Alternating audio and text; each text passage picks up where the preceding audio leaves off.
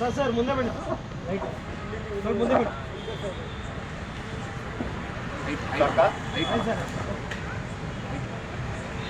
ಎಲ್ರಿಗೂ ನಮಸ್ಕಾರ. ಈ ಹೋರಾಟದ ನೇತೃತ್ವವನ್ನು ವಹಿಸಿರುವಂತಹ ಹಲವಾರು ಜನರಿದ್ದಾರೆ. ನಾನು ಎಲ್ಲರ ಹೆಸರನ್ನು ತಗೊಳ್ಳಿಲ್ಲ ಅಂತ ಬೇಸರ ಮಾಡ್ಕೋಬಾರ್ದು. ನನಗೆಷ್ಟು ತಿಳುವಳಿಕೆ ಇದೆಯೋ ಅವರೆಷ್ಟನ್ನ ನಾನು ತಗೊಳ್ಳುವಂಥ ಒಂದು ಪ್ರಯತ್ನ ಮಾಡ್ತೀನಿ. ಶ್ರೀ ಅರವಿಂದ ಕುಲಕರ್ಣಿ ಅವರೇ, ಶ್ರೀ ಭಗವಾನ್ ರೆಡ್ಡಿ ಅವರೇ, ಶ್ರೀ ಸುರೇಶ್ ಬಿಜಾಪುರ್ ಅವರೇ, ಲಲಿತಮ್ನವರೇ, ಶ್ರೀ ಅಕ್ರಮ್ ಮಶಾಲ್ಕರ್ ಅವರೇ, ಶ್ರೀ ಸಂಜೀವ್ ಐಹೊಳೆ ಅವರೇ, ಶ್ರೀ ಉಮೇಶ್ ಕೋಲಕ್ಕೂರ್ ಅವರೇ, ಈ ವೇದಿಕೆ ಮೇಲೆ ಆಸೀನರಾಗಿರುವಂತಹ ಭಾರತೀಯ ಜನತಾ ಪಕ್ಷದ ಜಿಲ್ಲಾಧ್ಯಕ್ಷರಾದಂಥ ಗುರುಲಿಂಗನ ಅಂಗಡಿಯವರೇ, ಇಲ್ಲಿಯ ಪ್ರಮುಖರು ವರಿಷ್ಠ ನಾಯಕರಾಗಿರುವಂತಹ ವಿಜುಗೌಡ ಪಾಟೀಲ್ರೇ, ನಮ್ಮ ರಾಷ್ಟ್ರೀಯ ಜವಾಬ್ದಾರಿ ಉಳ್ಳಂತಹ ಮಿತ್ರರಾದಂಥ ಶ್ರೀ ಉಮೇಶ್ ಕಾರಜೋಳ್ ಅವರೇ, ಶ್ರೀ ಚಂದ್ರಶೇಖರ್ ಕೌಟಗಿ ಅವರೇ, ಶ್ರೀ ರಮೇಶ್ ಬಿದ್ರೂರ್ ಅವರೇ, ಶ್ರೀ ಚಿದಾನಂದ ಚಲವಾದಿ ಅವರೇ, ವೇದಿಕೆ ಮೇಲೆ ಆಸೀನರಾಗಿರುವಂತಹ ಎಲ್ಲ ಸ್ನೇಹಿತರೆ, ಮಾಧ್ಯಮ ಮಿತ್ರರೇ, ಬಿಜಾಪುರದಲ್ಲಿ ಒಂದು ಸರ್ಕಾರಿ ವೈದ್ಯಕೀಯ ಕಾಲೇಜು ಬೇಕು ಅಂತ ಹೇಳಿ ಧರಣಿ ನಡೀತಾ ಇದೆ. ಸುಮಾರು ಒಂದು 3 ತಿಂಗಳನ್ನು ದಾಟಿದೆ. ಅದರ ಮೇಲೂ 5ನೇ ದಿನಕ್ಕೆ ಕಾಲಿಟ್ಟಿದೆ.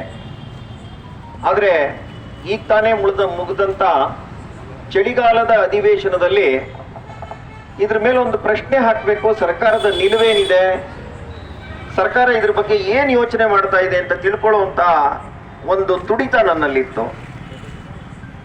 ಸಾಮಾನ್ಯವಾಗಿ ಜನ ಹಗಲು ರಾತ್ರಿ ಧರಣಿ ಮಾಡ್ತಾ ಇದ್ದಾರೆ ಅಂತಂದ್ರೆ ಒಂದು ಜೀವಂತ ಸರ್ಕಾರಕ್ಕೆ, ಮಿಡಿತಾ ಇರುವಂತ ಸರ್ಕಾರಕ್ಕೆ, ನಾನು ಸಮಾಜವನ್ನ ನಿರ್ಮಾಣ ಮಾಡ್ತೀನಿ, ಜನರ ಕಷ್ಟವನ್ನ ಬಗೆಹರಿಸ್ತೀನಿ ಅನ್ನುವಂಥ ಸರ್ಕಾರಕ್ಕೆ ಆದ್ಯತೆಯ ಕಳಕಳಿ ಇರಬೇಕು ಅಂತ ನಾನು ಹೇಳ್ತೀನಿ. ಮೊದಲು ಹೋಗ್ಬೇಕು, ಸಂಬಂಧಪಟ್ಟಂಥವ್ರು ಮಾತನಾಡಿಸ್ಬೇಕು, ನಿಮ್ಮ ಸಮಸ್ಯೆ ಏನು ಅನ್ನುವಂಥದ್ದನ್ನ ಕೇಳಬೇಕು, ಅದರ ಸಾಧಕ ಬಾಧಕಗಳನ್ನ ಯೋಚನೆ ಮಾಡಬೇಕು.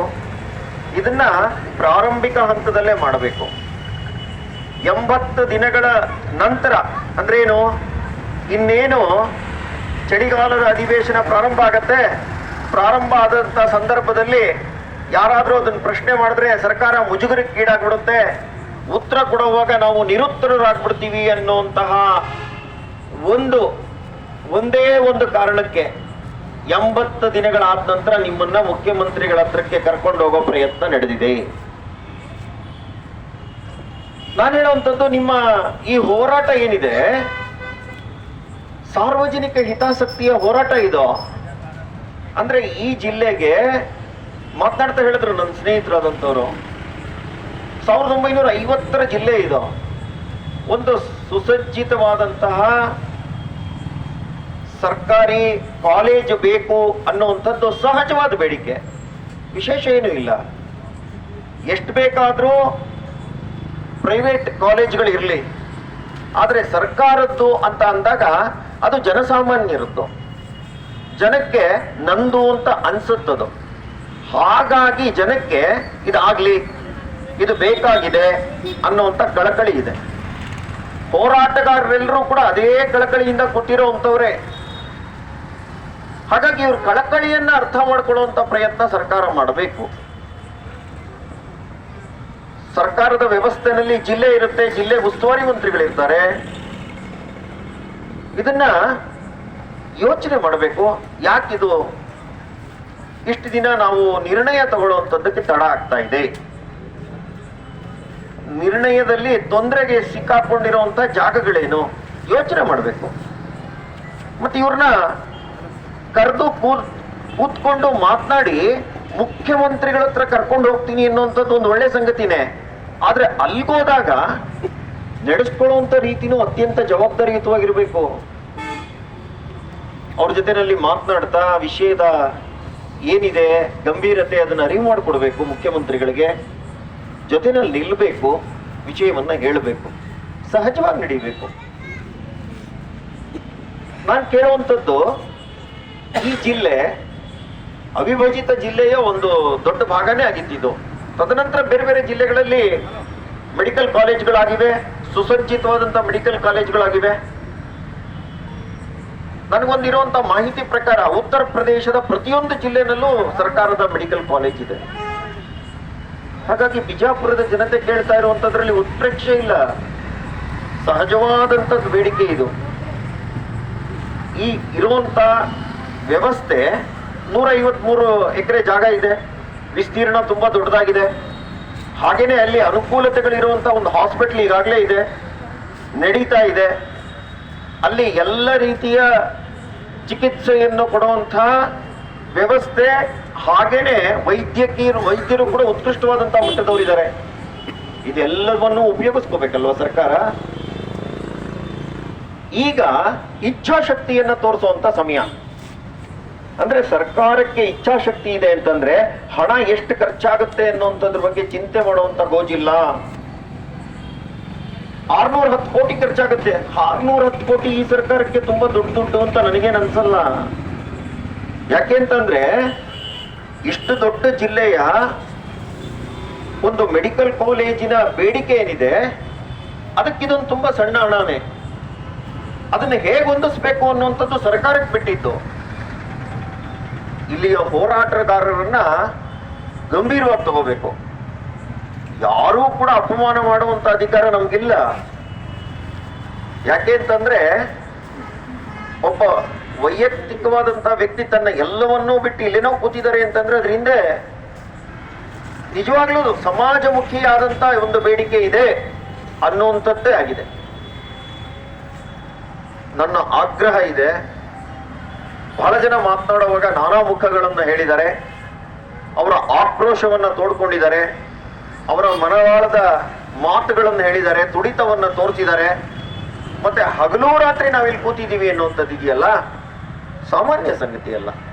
95 ದಿನಗಳ ಹೋರಾಟ ಅನ್ನುವಂಥದ್ದು ಅತ್ಯಂತ ಗಂಭೀರವಾದಂಥದ್ದು.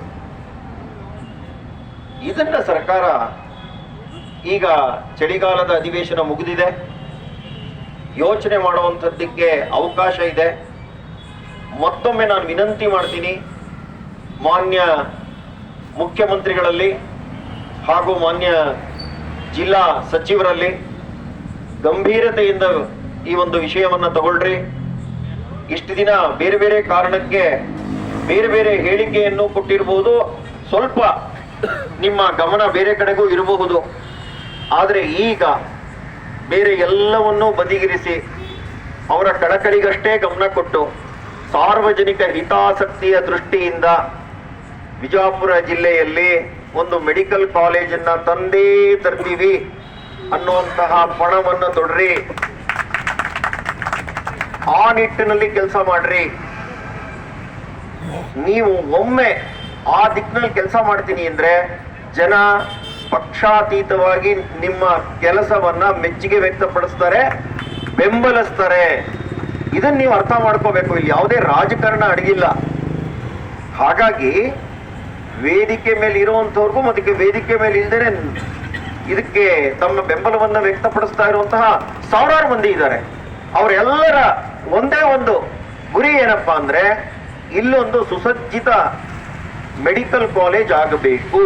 ಅದಕ್ಕೆ ಗಮನ ಕೊಡಿ. ಈಗಲೂ ಕಾಲ ಮಿಂಚಿಲ್ಲ, ಸಮಯ ಪ್ರಶಸ್ತವಾಗಿದೆ. ನಿಮ್ಮ ಇಚ್ಛಾಶಕ್ತಿಯ ಅವಶ್ಯಕತೆ ಇದೆ.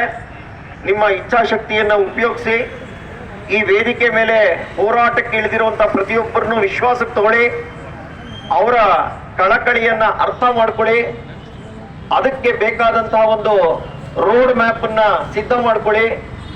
ಸನ್ಮಾನ್ಯ ಮುಖ್ಯಮಂತ್ರಿಗಳನ್ನ ಭೇಟಿ ಮಾಡಿ ಮನವಿ ಇಟ್ಟು ಇದನ್ನ ನಾವು ಹೇಗೆ ಹೊಂದಿಸ್ಬೇಕು ಹಣಕಾಸಿನ ವ್ಯವಸ್ಥೆಯನ್ನ ಅಂತ ಚಿಂತೆ ಮಾಡಿ ಇದನ್ನ ಆದ್ಯತೆಯ ಮೇರೆಗೆ ಮಾಡಿಕೊಡ್ಲೇಬೇಕು ಅನ್ನುವಂತ ಆಗ್ರಹವನ್ನ ಈ ಹೋರಾಟಗಾರರ ಪರವಾಗಿ ಈ ಹೋರಾಟದ ವೇದಿಕೆಯಿಂದ ನಾನು ಸನ್ಮಾನ್ಯ ಮುಖ್ಯಮಂತ್ರಿಗಳನ್ನ ಹಾಗೂ ಈ ಜಿಲ್ಲೆಯ ಉಸ್ತುವಾರಿ ಮಂತ್ರಿಗಳನ್ನ ಅತ್ಯಂತ ಕಳಕಳಿಯಿಂದ ಆಗ್ರಹಿಸ್ತಾ ಇದ್ದೇನೆ.